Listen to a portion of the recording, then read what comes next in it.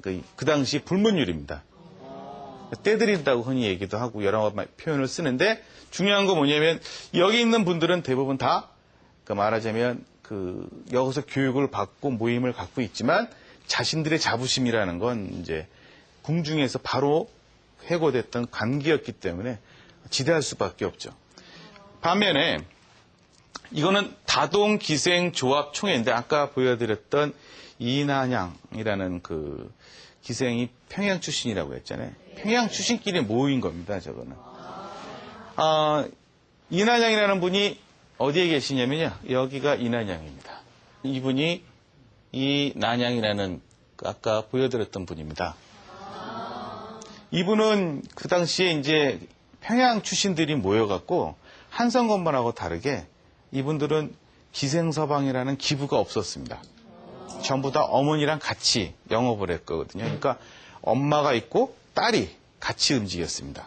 그래서 이분들은 무북이라고 부릅니다. 그 당시. 한성건반하고 큰 차이가 그 부분에 있습니다.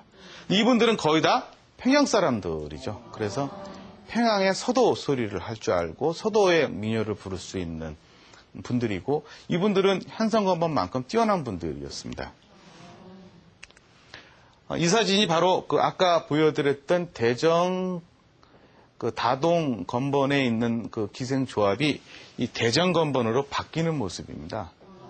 그러니까 이제 조합에서 건번으로 바뀌는데 이 대정 건번이라는 건 대정이라는 건 다 아시겠지만 이제 일본의 다이쇼 시대를 이야기하죠. 소화 시대 이전을 이야기하는데 여기 보시면 악기의 모습을 보면 이쪽의 모습이 사실은 일본의 전통 악기인 사미센 악기를 보여주고 있습니다. 결국은 요리집에서 이제 기회를 펼칠 때 일본 사람들도 무시 못하니까 일본 악기 연습도 가르쳤던 거죠. 건번에서요.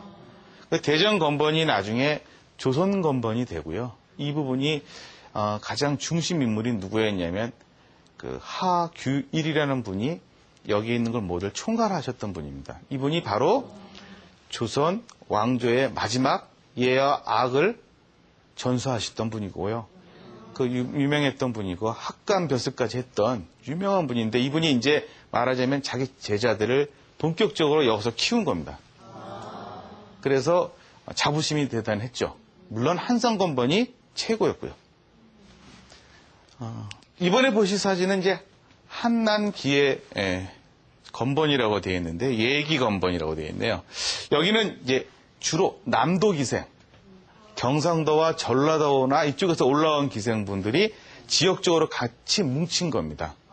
그래서 한남, 한이라는 건 이제 한강이라는 뜻이고 남이니까 한강의 남쪽에 있는 기생조합. 그래서 나중엔 한남 건번이라고 하죠. 지금도 한남동이라고 있잖아요. 그거랑 똑같은 한자를 씁니다. 이분들은 물론 이 한남 건번은 지금이 어디냐면 다 어디 명동에 있는 그 지역에 다 같이 모여 있습니다. 명동에 무교동, 다동, 인사동 이쪽 서인동에 같이 다 모여 있었고요. 이분들은 이제 당시에 남도 기생들이 서도 기생과 많은 차이를 뒀지만 뛰어난 분들이 많이 계셨고요. 문제가 되는 건번이 바로 이 건번이 경화건번입니다. 이 경화건번은 일제강점기 때 가장 수준이 낮았던 예와 악의 문화를 몰랐던 분들이 모임을 가졌어요. 이건 이제 물론 일제시대 때 친일적인 행동을 하신 어떤 사람이 이제 이거를 조합을 만들어서 건번의 형태로 만들었는데 아까 보여드렸던 한성건번, 조선건번, 한남건번은 이분들을 상대를 안 했어요. 그러니까 예를 들어서 명월관에서 어떤 공연이 펼쳐지는데 한성건번 기생분들이 왔는데 저 경화건번 기생이 앉아있으면 다 뛰쳐나갔대요. 저 사람들이랑 감히 나랑 같이 있을 수가 없다는 거죠. 그래서 이분들이 이제 그걸 극복하기 위해서 노력들을 많이 했다고 합니다. 왜냐하면 무시당하지 않기 위해서 열심히 공연하고 그런데 이제 나중에 없어지게 됩니다. 당시 건번을 한번 설명드리고자 하면요. 이게 당시에 경성, 죽음의 서울에 있었던 건번들의 이름입니다. 그게 맨 위에 보시면 아까 보여드린 것처럼 한성건번. 그 다음에 대정, 한남, 경화 건번이 1918년, 19년에 있었던 건번들입니다. 이게 이제 후세에 여러 개의 건번으로 이합 집산이 됩니다. 하나는 흩어지기도 하고 합쳐지기도 하고 없어지기도 하는데요. 여기서 재밌는 게 하나가 있습니다. 뭐가 있냐면 대전건번의 대표자하고 경성 대안건번의 대표자가 홍병언입니다. 이거를 제가 조사해 보니까 결국 이게 누구냐면 아까 말씀드렸던 송병준이라는 친일파 내부 대신을 했던 을사오적이라고 하는 그 송병준의 대리인입니다. 그러니까 사실은 송병준 거죠. 네, 이제 요즘 말로 하면 이름만 사장을 안 친 거죠. 그래서 이 사람이 송병준이라는 사람이 참 극악무도한 사람인 게 고리대부업을 합니다. 그걸 누구랑 하냐면 기생대상으로 합니다. 기생들한테 고리를 빌려주기도 하고요. 이런 식으로 해서 어떻게 보면 참 못된 사람이 되겠죠. 여기 보시면 조선건번인의 대표자가 하규일로 되어 있습니다. 조선건번이 바로 아까 말씀드린 대전건번을 후신이죠. 독립합니다. 왜 독립할 수밖에 없었냐면 송봉준하고 문제를 일으키게 됩니다. 하규일이라는 사람은 아까 말씀드린 것처럼 조선의 예와 악의 문화를 전수한 분인데 아마 이제 충돌이 여러 가지가 일어났겠죠. 근데 그거를 이제 하규일이라는 분이 이제 그만두게 되니까 그 당시에 200명이 넘는 기생이 같이 그만둡니다. 그래서 조선건번을 같이 만들게 됩니다. 그러면서 대전건번은 그대로 남아있고요. 그 대신 200명은 나가고요.